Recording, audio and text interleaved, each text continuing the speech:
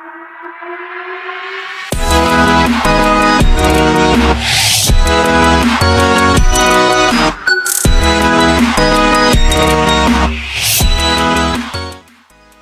everyone, pada video kali ini kita akan membahas tentang pewarisan sifat pada manusia.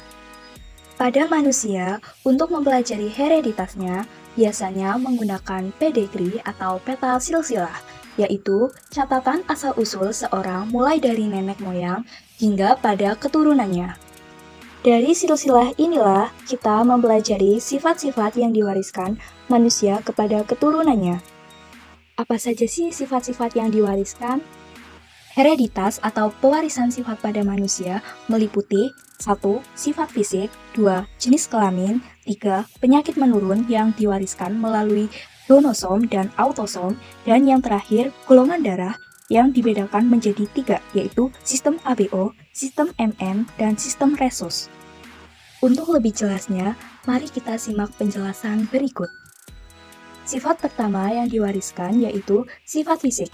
Seorang anak memiliki sifat fisik yang hampir sama dengan orang tuanya. Hal ini dipengaruhi oleh fenotip kedua orang tuanya.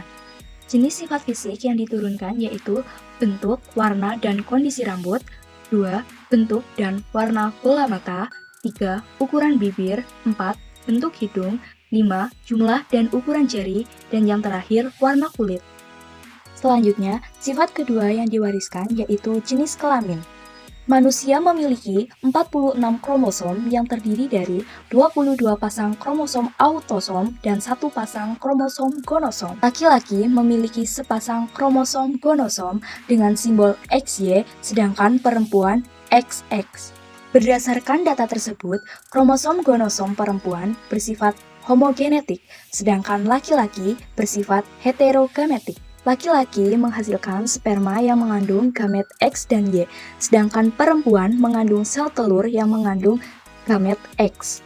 Jenis kelamin manusia bisa ditentukan apabila sperma pembawa kromosom X atau gimnospermium membuahi ovum atau pembawa kromosom X akan lahir anak perempuan.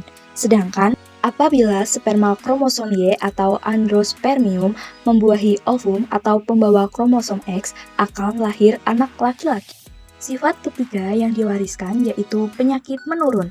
Kelainan dan penyakit menurun dapat disebabkan oleh gen yang terdapat pada kromosom autosom dan kromosom gonosom. Penyakit menurun yang bersifat resesif hanya muncul pada orang yang homozigot resesif.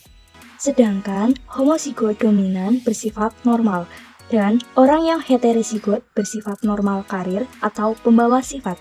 Sedangkan penyakit menurun yang bersifat dominan muncul pada genotip dominan homozigot. Heterozigot bersifat karir dan homozigot resesif bersifat normal. Buta warna.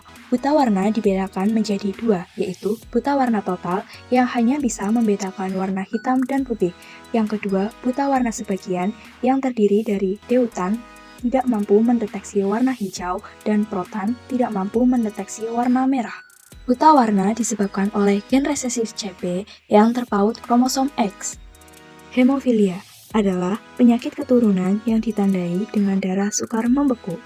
Penderita hemofilia tidak dapat memproduksi faktor pembeku darah yang terdapat pada kromosom non-homolog. Gen yang bersifat dominan diberi simbol H besar, artinya ia mampu memproduksi faktor pembeku darah. Sedangkan gen resesif diberi simbol H kecil yang artinya tidak dapat memproduksi pembeku darah. Hemofilia ditentukan oleh gen resesif H kecil yang terpaut kromosom X dengan genotip-genotip yang tertera pada gambar tersebut. Hipertrikosis merupakan sifat keturunan berupa tumbuhnya rambut di bagian tertentu seperti pada wajah, daun telinga, dan anggota tubuh lainnya. Penyebabnya adalah gen-gen dominan H yang terpaut kromosom Y sehingga kelainan ini hanya dimiliki oleh laki-laki. Albino merupakan kelainan genetik karena tubuh seseorang tidak mampu memproduksi pigmen melanin sehingga rambut dan badannya berwarna putih. Sifat albino dikendalikan oleh gen resesif atau A kecil. Fenilketonuria merupakan kelainan tubuh karena tidak mampu menghasilkan metabolisme felanin. Akhirnya terjadi penimbunan felanin dalam darah dan dibuang bersama urin. Kelainan ini dapat menyebabkan gangguan mental dan IQ rendah karena asam fenilpiruvat dalam fenilalanin bisa merusak sistem saraf. Sifat terakhir yang diturunkan adalah golongan darah. Golongan darah dibagi menjadi 3, yaitu golongan darah sistem ABO, sistem MN, dan sistem rhesus. Golongan darah sistem ABO. Golongan darah manusia ada 4 macam. Golongan darah A, yaitu apabila dalam sel darah terdapat antigen A.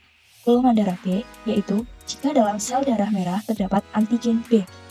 Golongan darah MN dibagi menjadi 3 jenis, yaitu jika dalam sel darah merah terdapat antigen M, ketika diberi reaksi anti-M akan terjadi penggumpalan, sedangkan diberi reaksi anti-N tidak akan menggumpal, maka golongan darah tersebut adalah M.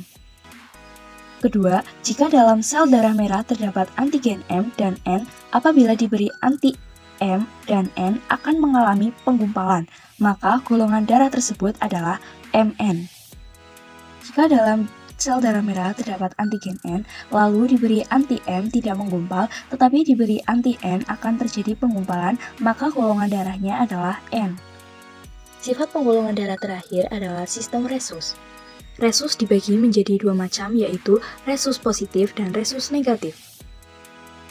Jika orang mempunyai golongan darah RH+ mempunyai antigen RH, apabila darah orang tersebut diuji dengan antiserum yang mengandung anti-RH, eritrositnya akan menggumpal. Sementara itu, orang yang memiliki golongan darah RH negatif tidak mempunyai antigen RH dalam eritrositnya sehingga tidak akan menggumpal jika dilakukan tes antiserum yang menggantung anti-RH.